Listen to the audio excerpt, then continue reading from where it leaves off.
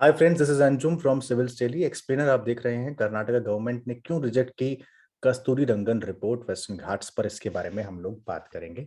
इससे पहले सुबह जो एक्सप्लेनर मैंने रिकॉर्ड किया था वो था डिफॉल्ट बिल के बारे में, क्या होती है, क्यों न्यूज में है, बहुत ज्यादा न्यूज में ये टर्म रहा है और सुप्रीम कोर्ट का भी उस पर अभी अभी रिसेंटली एक बयान आया है। तो वो आप जरूर देख लीजिएगा एक्सप्लेनर में, उसमें क्या है और क्यों आपके लिए जानना जरूरी भी है। मेंस में और प्रीलिम्स में इंपॉर्टेंट हो सकता है। प्रीलिम्स में इस बार बेल वगैरह पे क्वेश्चन थे भी, पुलिस कस्टडी पर क्वेश्चन थे। आइए स्टार्ट करते हैं। आज मेरा गला थोड़ा सा ठीक नहीं है तो थोड़ा सा परेशानी हो सकती है आपको सुनने में भी।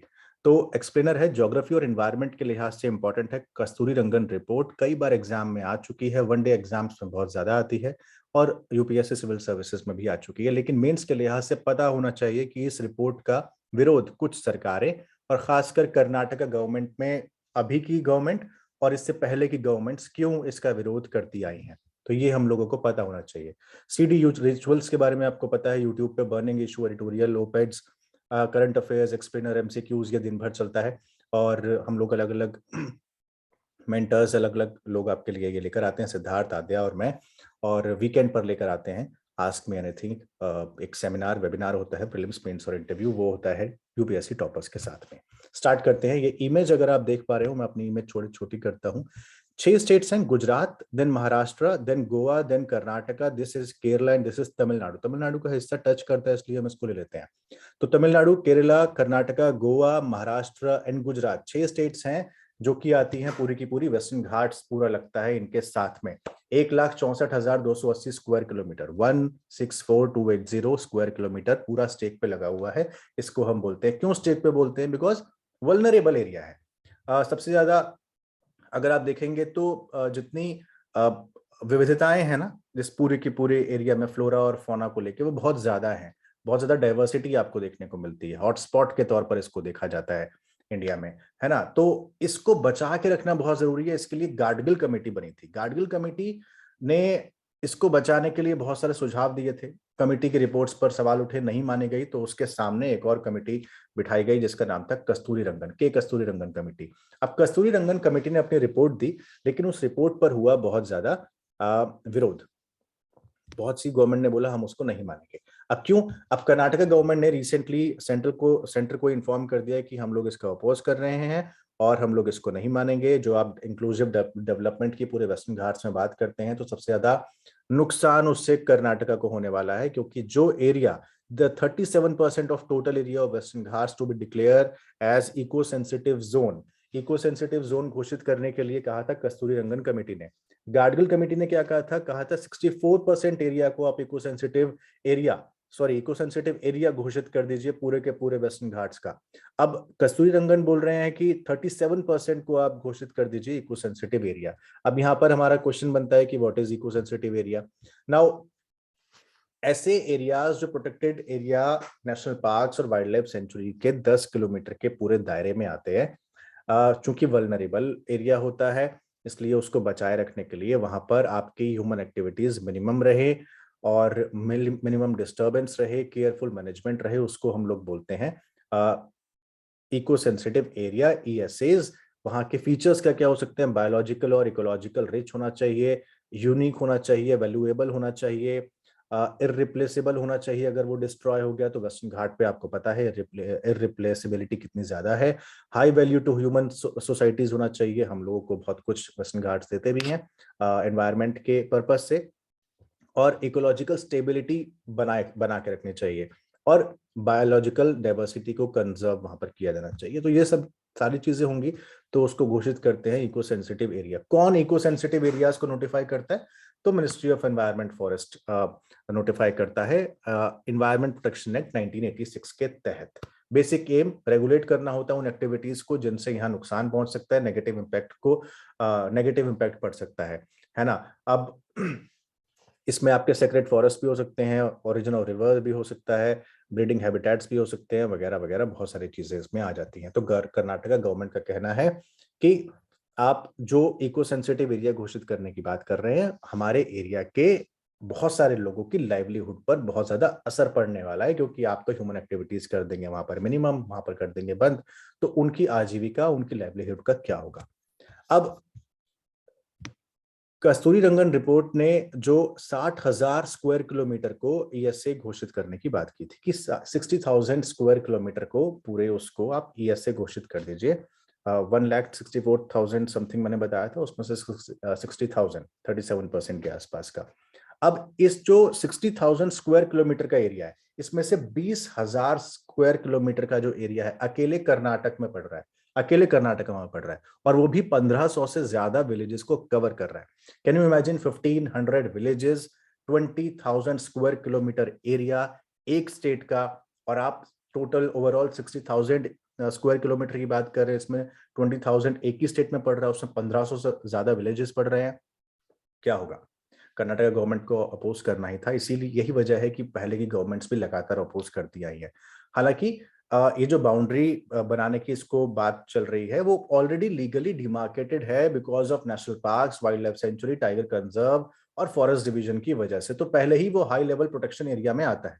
कर्नाटका गवर्नमेंट बोल रही है जब वो पहले ही हाई लेवल प्रोटेक्शन में आता है और हम लोग अपनी तरफ से सारे के सारे उपाय अपना रहे हैं, तो आप इसको eco sensitive zone, eco sensitive area घोषित करने के लिए क्यों इतने उतारू हैं? तो आप ये हमारे ऊपर छोड़ दीजिए, हम जैसा चल रहा है वैसे इसको चलने देते हैं। क्योंकि रिपोर्ट कहती है कि ब्लैंकेट बैन, ब्लैंकेट बैन मतलब सब कुछ बैन, माइनिंग पे, क्वेरिंग पे, रेड कैटेगरी इंडस्ट्रीज पे, थर्मल पावर प्रोजेक्ट पे, सब कुछ पे आप ब्लैंकेट बैन लगा दीजिए और उसका जो इम्पैक्ट होगा, इसके अलावा इंफ्रास्ट्रक्चर प्रोजेक्ट जो होंगे उनको भी स्टडी किया जाएगा पहले, परमिशन देने से पहले इंफ्रास्ट्रक्चर प्रोजेक्ट को।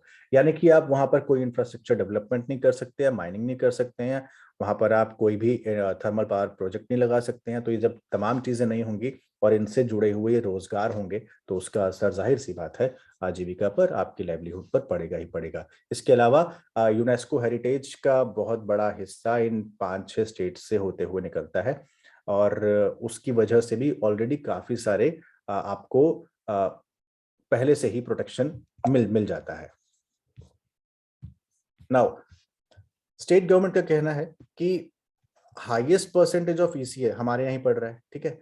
अब हमारे पास एक्सटेंसिव फॉरेस्ट रिजर्व है, गवर्नमेंट उससे बहुत ज्यादा उसे प्रोटेक्ट करने के लिए पहले ही काफी सारी चीजें कर रही है और उससे काफी सारी उसको इनकम भी होती है उसी फॉरेस्ट कवर से, और उस फॉरेस्ट कवर को वो बहुत ज्यादा प्रोटेक्ट भी करती है। तो स्टेट गवर्नमेंट का ये बिलीव है कि इम्प्लीमेंटेशन अगर आप इस रिपोर्ट का करते हैं तो डेवलपमेंटल एक्टिविटीज हमारे यहाँ रुक जाएंगी। इससे बेटर है कि हम लोग डेवलपमेंटल एक्टिविटीज भी चला लेंगे और इसका, इस एरिया का जो है हम लोग प्रोटेक्शन भी कर लेंगे। क्योंकि कस्तूरी रंगन कमेटी की रिपोर्ट जो है कर्नाटका गवर्नमेंट के अनुसार सैटेलाइट इमेजेस पर बेस्ड है। सैटेलाइट इमेजेस कभी ग्राउंड रियलिटी नहीं दिखा सकती हैं, और कस्तूरी रंगन ने खुद आकर ग्राउंड रियलिटी देखी हो तो कर्नाटका गवर्नमेंट बोल रही है कि वो सैटेलाइट इमेज पर आधारित है, ऐसा हम लोग मानते हैं। और असल में हकीकत यह है कि यहाँ के जो जितने विलेजेस हैं उनके बहुत सारे लोगों ने एग्रीकल्चर और हॉर्टिकल्चर एक्टिविटीज को इको फ्रेंडली मैनर में अपनाया हुआ है। आपको ये पता हो सकता है कि एग्रीकल्चरल एक्टिविटीज करते हैं, हॉर्टिकल्चर एक्टिविटीज करते हैं, कर्नाटक गवर्नमेंट ये बोल रही है कि वो इको फ्रेंडली मैनर में करते हैं, तो इससे प्रोटेक्शन ऑलरेडी हो जा रहा है, प्रोटेक्शन में कोई दिक्कत नहीं आ रही है और उनकी लाइवलीहुड भी चल रही है। कर्नाटका के जो सीएम हैं वो उन्होंने भी ये बोला कि हम हमारी स्टेट बहुत ज्यादा डिस्टिंक्ट है बाकी सारी स्टेट से वेस्टर्न घाट्स के मुकाबले, क्योंकि सबसे ज्यादा एक्सटेंसिव फॉरेस्ट कवर हमारे हिस्से आ रहा है, स्पेशली जैसे आप इको सेंसिटिव एरिया बता रहे हैं उसका। तो 1500 विलेजेस पहले थे, लेकिन उसमें से 600 से ज्यादा विलेजेस उत्तर कन्नड़ा में रहते हैं, यानी नॉर्दर्न कन्नड़ा में। तो उनका कहना है कि 600 विलेजेस अकेले अगर नॉर्दर्न कन्नड़ा के सारे चले जाएंगे इको सेंसिटिव एरिया में, तो कितना ज्यादा नुकसान हो सकता है। तो व्हाट शुड बी डन, कर रहे हैं क्या आखिरकार? जब इतना ज्यादा प्रॉब्लम है तो करें क्या? सबसे पहली चीज प्रिवेंटिव अप्रोच अपनानी चाहिए। प्रिवेंटिव अप्रोच इसलिए, एक्सट्रीम क्लाइमेटिक कंडीशंस हम लोग देख रहे हैं, इम्पैक्ट कर रहा है नेचर को, पीपल को, सबको, बाढ़, सूखा वगैरह वगैरह सब चीजें एक साथ एक्सट्रीम में हो रही हैं हमारे यहाँ क्या पूरे वर्ल्ड में एक्सट्रीम पे इस टाइम चल रहा है। तो ऐसी अप्रोच अपनाई जाए जो कि कंसेंसस पर बेस्ड हो। कंसेंसस पर बेस्ड ना भी हो तो एक बड़ा हिस्सा उन लोगों की तरफ से हाँ में आए जो सबसे ज्यादा इससे प्रभावित होंगे, ना कि उन लोगों के द्वारा जो कि दिल्ली में बैठकर, लटियंस दिल्ली में बैठकर ये फैसला करते हैं। ये कर्नाटका गवर्नमेंट का भी कहना है और ये एक ह्यूमन अप्रोच या फिर एक सोसाइटी की अप्रोच भी यही होनी चाहिए कि अंतिम व्यक्ति की आवाज को आप सुने और जो उससे सबसे ज्यादा स्टेक होल्डर्स हैं उनकी आवाज को सुने, उन्हें एड्रेस करें, उनके रिस्पेक्टिव कंसर्न्स को सुने, उन्हें एड्रेस करें और तब एक स्टडी, साइंटिफिकली एक स्टडी बनाएं, प्रॉपर एनालिसिस करें और तब इस अप्रोच पर पहुंचे कि हमको ये अप्रोच अपनानी चाहिए। क्योंकि एक तरफ से काम नहीं चलेगा, दोनों तरफ की बातें सुननी पड़ेगी और दोनों तरफ की बातें सुनने के बाद जो विचार निकलेगा उसके हिसाब से आप काम कर सकते हैं। क्योंकि दिस विल कॉस्ट लेस। अगर देखिए, अगर आप किसी भी एक एक्सट्रीम पे जाएंगे ना तो वो कॉस्ट आपको हैवी करेगा।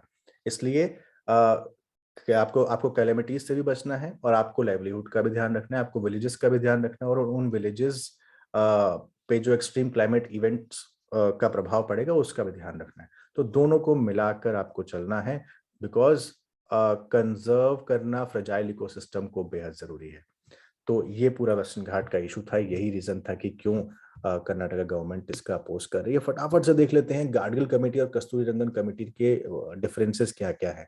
एंटायर वेस्टर्न घाट को गाडगिल कमेटी ने इको सेंसिटिव एरिया घोषित करने की बात की थी, जबकि उसने 37% ऑफ एंटायर वेस्टर्न घाट्स को इकोलॉजिकल सेंसिटिव एरिया घोषित करने की बात की। बॉटम्स अप अप्रोच पर आधारित थी गाडगिल कमेटी की रिपोर्ट की ग्राम सभा एक क्रूशल रोल प्ले कर सकता है डिसीजन मेकिंग में, जबकि यहाँ पर डिसीजन मेकिंग में प्राइमरीली गवर्नमेंट और ब्यूरोक्रेसी ही, फॉरेस्ट के ऑफिशियल्स ही कस्तूरी रंगन कमेटी में आगे आ रहे हैं, यानी उन्हीं की बात मानी जाएगी। बॉटम्स अप अप्रोच यहाँ पर नहीं अपनानी है।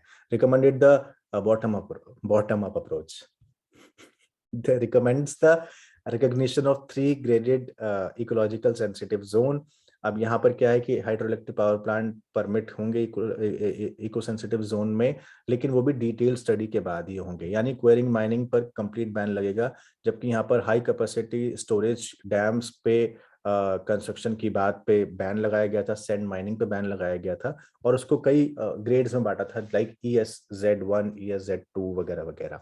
Constitute the western Ghat ecological authority under the MOEF में आ रही थी और वो रेगुलेट करता, कंजर्व करता वेस्टर्न घाट्स को। यहाँ पर आप देख रहे होंगे ये स्ट्रेंथन कर रहा है लीगल फ्रेमवर्क को, जो कि स्टेट पोल्यूशन कंट्रोल बोर्ड और स्टेट बायोडाइवर्सिटी बोर्ड्स को है वगैरह। मतलब लास्ट पॉइंट का इतना ज्यादा कोई महत्व नहीं है, महत्व है बाकी सारे पॉइंट्स का, जिसमें जिसमें बॉटम अप अप्रोच सबसे बड़ी है। दूसरा एंटायर वेस्टर्न घाट वर्सेस एंटायर को बाद में 64% हो गया था, 64% वर्सेस 37%, और complete ban versus high capacity storage dam का बैन और माइनिंग वगैरह पे बैन वगैरह, यानी डिटेल स्टडी के बाद ही। तो ये था पूरा का पूरा इशू, क्यों कर रही है कर्नाटका गवर्नमेंट अपोज इस पूरे प्लान का और क्या है सेंटर का इसमें रोल, सेंटर क्यों इसे इको सेंसिटिव एरिया घोषित करने पर इतना ज्यादा जोर दे रही है।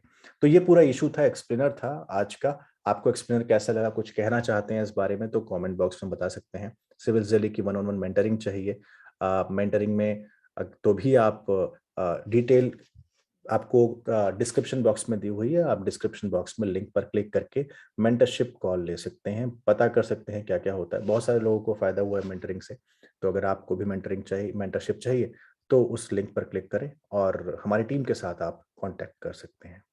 कल सुबह एक्सप्लेनर के साथ फिर से मैं मिलूंगा आपको, तब तक इसके बाद तुरंत डेली MCQ आने वाला है, वो भी जरूर देखिएगा।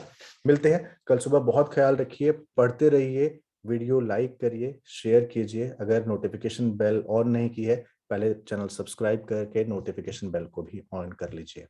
कल फिर से मिलेंगे, बहुत ख्याल रखिए। Thank you so much.